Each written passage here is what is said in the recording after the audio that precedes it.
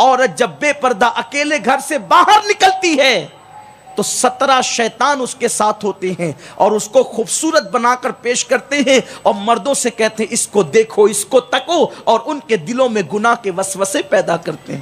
آج لوگ شکایت کرتے ہیں مولانا میری بیٹی کی آبرو لوٹ لی گئی، مولانا میری بیٹی کسی کے چکر میں پڑ گئی، مولانا میری بیٹی کسی کے ساتھ بھاگ گئی۔ نادان ماں باپ، یہ حالات تو تم نے پیدا کیے ظالموں۔ قرآن نے تو پہلے ہی کہا تھا وَقَرْنَا فِي بُيُوتِكُنَّ، عورتوں کو کہا تھا تم اپنے گھروں میں بیٹھی رہو۔ میرے نبی کی وہ مقدس بیوی جس کا نام حضرت سودا ہے، حضرت سودا، کتنا پیارا اور حسین سا نام ہے سودا۔ افسوس یہ ہے کہ آج لوگوں کو میرے نبی کی مقدس ازواج کے نام بھی یاد نہیں۔ لوگ کہتے ہیں نئے نام بتائیں، کس کے نام پر نیا نام رکھو گے؟ ٹینس کھیلنے والی لڑکی کے نام پہ؟ کس کے نام پہ نیا نام رکھو گے؟ پردے پر آ کر کے زنا کرنے والی لڑکی کے نام پہ؟ کس کے نام پہ نیا نام رکھو گے؟ فلم کی اداکارہ عورت کے نام پہ؟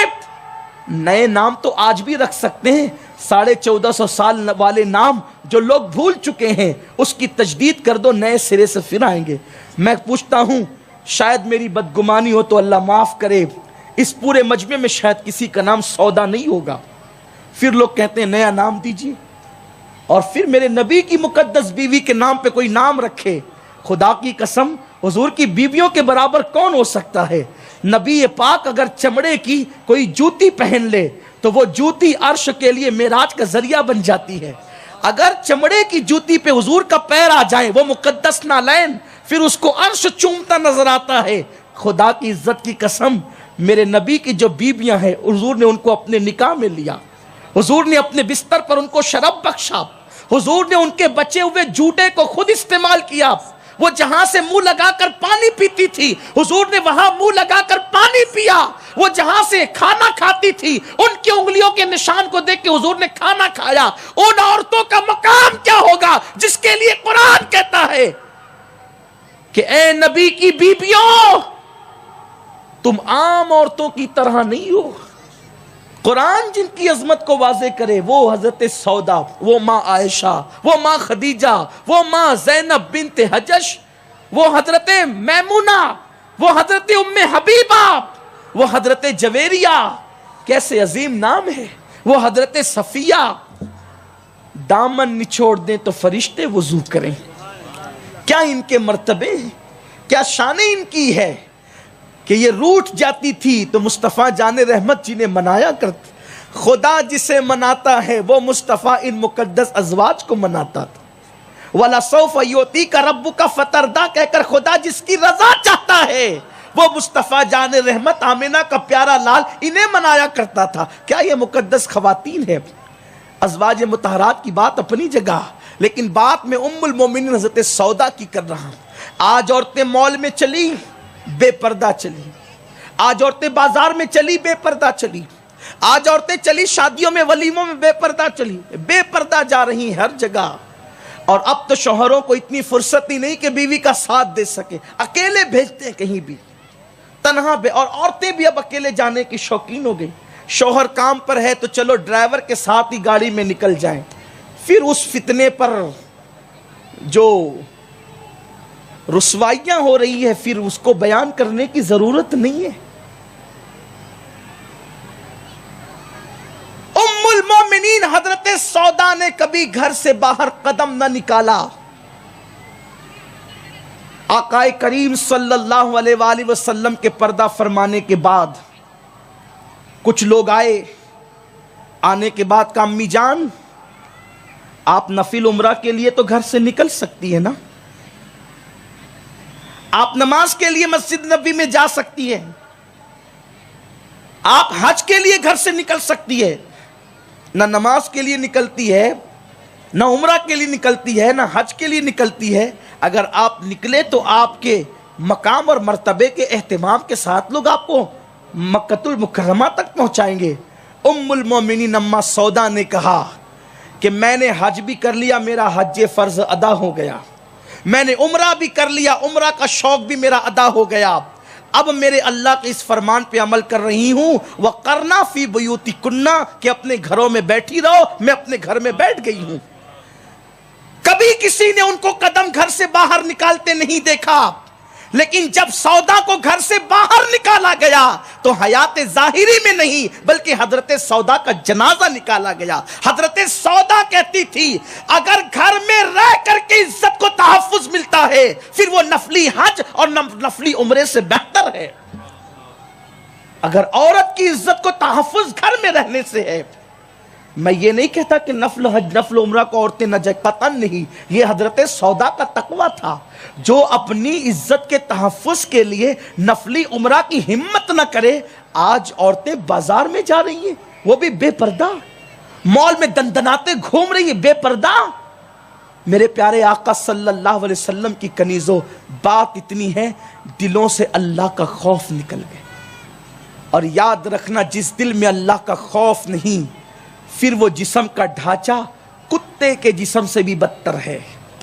کیونکہ کتے کو تو یہ احساس ہے کہ میرا مالک مجھے روٹی کا ٹکڑا دیتا ہے تو میں نے اس کی رضا چاہنا ہے. اگر انسان کے دل میں یہ احساس نہیں کہ جس مولا نے سب کچھ دیا اس کی خوشی کا خیال نہیں. بابا بلے شاہ پھر یہی کہتے ہیں اٹھ بلیا چل یار منا لے ورنہ بازی لے گئے کتے. اے بلے شاہ چل خدا کو منا لے یار منا لے ورنہ پھر تجھ سے تو کتے بازی لے جائیں گے. میرے پیارے آقا صلی اللہ علیہ وسلم کی کنیزوں، سنی دعوت اسلامی نے آپ کو بلایا ہے اس پیغام کے ساتھ گناہ کو چھوڑ دو.